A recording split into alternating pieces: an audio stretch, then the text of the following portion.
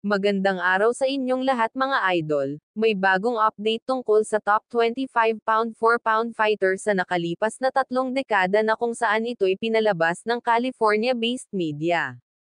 Ang criteria nito ay based on kung ilang taon kang naging champion.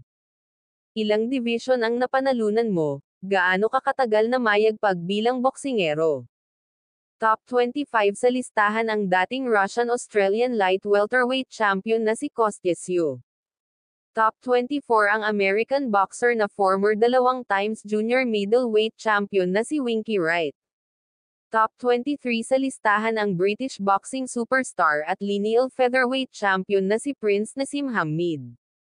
Pang-22 ang Puerto Rican superstar at 4 na division champion na si Miguel Angel Cotto. Nasa number 21 spot naman ang pambato ng Ukraine na former heavyweight champion at isa ring politician boxer na si Vitaly Klitschko.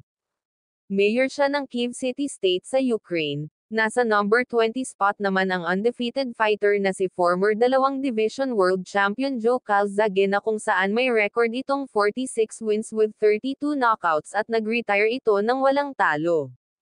Nasa top 19 spot naman ang dating Mexican rival ni Pacquiao at 4 na division world champion na si Eric El Terrible Morales. Nasa top 18 ang dating pound for pound king at 3 division world champion na si Vasyl Lomachenko. Nasa number 17 spot naman ang Mexican superstar, at current undisputed middleweight champion na si Canelo Alvarez.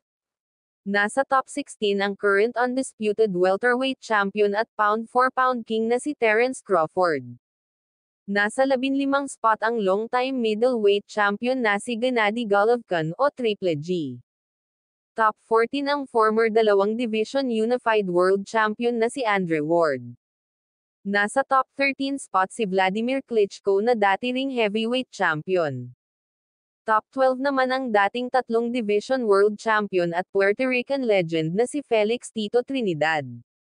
Nasa number 11 position naman si Sugar Shane Mosley na 2 beses na tumalo kay Oscar De La Hoya. Number 10 ang Nicaraguan legend na si Roman Chocolatito Gonzalez. Nasa number 9 spot naman ang Mexican superstar at former 3 division world champion na si Marco Antonio Barrera. Nasa top 8 naman ang king of smaller weight class na si Ricardo Lopez.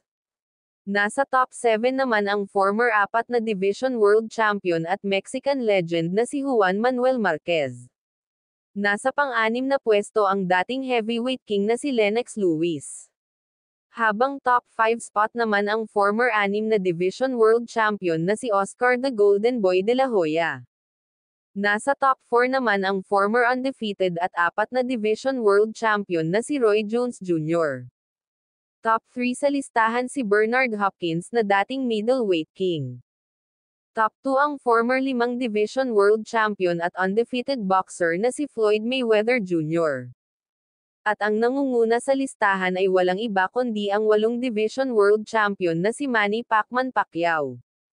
Siguradong hindi matutuwa si Floyd Mayweather Jr. dito, pero base sa criteria ng website nila ay kung ilang dekada kang nag-champion at ilang division ang pinagharian ng boxer na nabanggit, kaya walang duda na si Manny Pacquiao talaga ang mag-top 1 dito dahil natalo pa niya si Keith the one-time Thurman sa welterweight na kung saan nasa 40 years old na si Pacquiao ang pinakamatandang welterweight champion sa kasaysayan ng boxing.